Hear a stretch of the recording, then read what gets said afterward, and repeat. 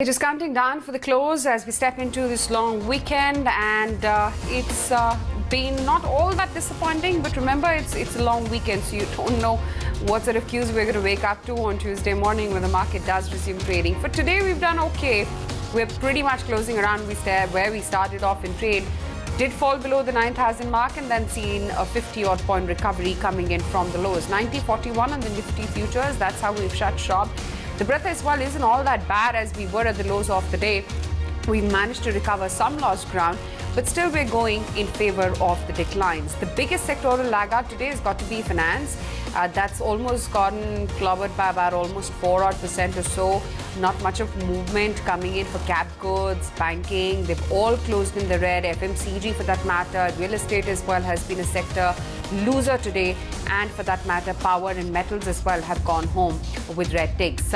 It's clearly financial. So starting off with Bajaj Finance, which lost about 5% today on the futures. Axis Bank roughly a 5% cut there as well. HDFC down, Bajaj Finance down about almost 4.6%. ICICI Bank goes home with a 4% cut.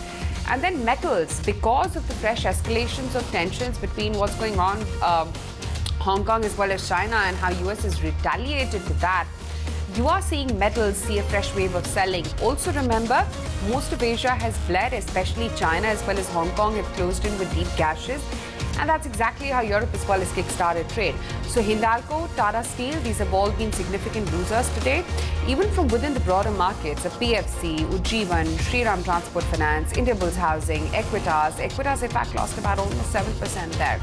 So these have been your big losers today. Add to that an ICICI True Life also, which has lost about 4.5%. On the flip side, Zee, M&M, NIT Technologies, ACC, Shree Cement, Infosys, which led by about almost 3%, Britannia, which goes home a winner 2% higher there, and Asian Paints and TCS and Maruti, which have also had some green ticks. But Avan, what about the newsmakers today?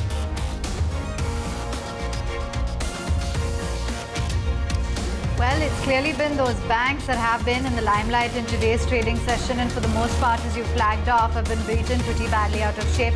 Ditto for the Nifty Bank. Do remember the finance minister as well going ahead and defending that 20,000 crore rupees stimulus, and you had all of the news that filtered in. Reliance Industries as well, as Mukesh Ambani has now bagged his fifth check that we've seen. So it's 11,300 crore rupees for a PE giant investing a 2.3% stake into the company. So that too has been another stock that has been in focus in today's trading session.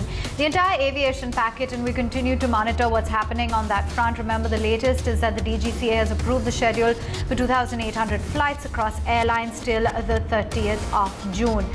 So that continues to be a space that we're tracking. But I just want to map out how the broader universe has shaped up. It's down about 0.7% for the mid and the small caps. So pretty much in line with the frontliners in today's trading session. And there have been a whole host of stocks that have managed to buck the general trend. So I just want to flag those off. Zee Entertainment, take a look at something like Quest Corp that's done quite well today. You've got a Lemon Tree Hotels, despite all of the concerns regarding hospitality, because that sector's been beleaguered out of shape.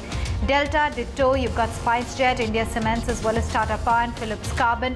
They're managing to hold out in today's trading session. But names like BSC, Mahindra Holidays, PFC, Credit Access, AU Small, they've all had a very rough run in today's trading session. Well, for the week gone by then, it's been the third straight weekly decline. For the month of May, we've been down nearly 8%. The Nifty Bank as well has declined 3 straight weeks on the trot, and in the month of May has seen a massive underperformance, nearly 20% on that index. While the broader end of the markets this week has fallen nearly 2%, you have seen quite a bit of alignment with the frontliners and the broader markets. The volatility index as well declining for the second week on the trot, down 7 out of the last 8 weeks. Sectors like FMCG have managed to advance, led by IT. Energy continues to decline. Autos gaining for the second straight week, and IT as well has managed to snap the 2-week losing streak and holding out in the green. Names like ITC, M&M, Cipla have posted the best week in the last 1 month. So those have been massive gainers. Whereas you've got the likes of Indiabulls Housing, Mahindra Finance, as well as ICICI, SBI, and they continue to decline.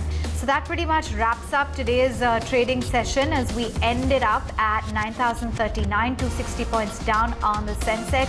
We've got a truncated week, but it's going to be very important to monitor the earnings as well as all of the announcements from the finance minister. In the meantime, then, let's also hear it out from the big voice within the FMCG industry, the ET Now exclusive. ITC Chairman Sanjeev Puri speaking to Nikunj Dalmia as to what will be the impact on the company in the post-COVID world. 10 years back, it was 60% tobacco and 40% non-tobacco. Today, it's actually the other way around. It's about 60. If you look at it from a net turnover basis, it is 60 non-tobacco. It is not that we are shrinking tobacco.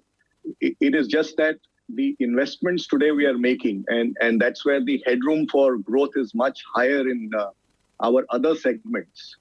So we expect other segments to grow much faster. And certainly the figure will go more and more in favor of our non-tobacco businesses. Today, 80% of my capital employed is in non-tobacco businesses. 90% of my employees are not in non-tobacco businesses. That reflects the kind of investments we are making in the non-tobacco segments. The big voice is speaking only to ET Now, and you've seen the impact as well. The stock has had quite a stellar week.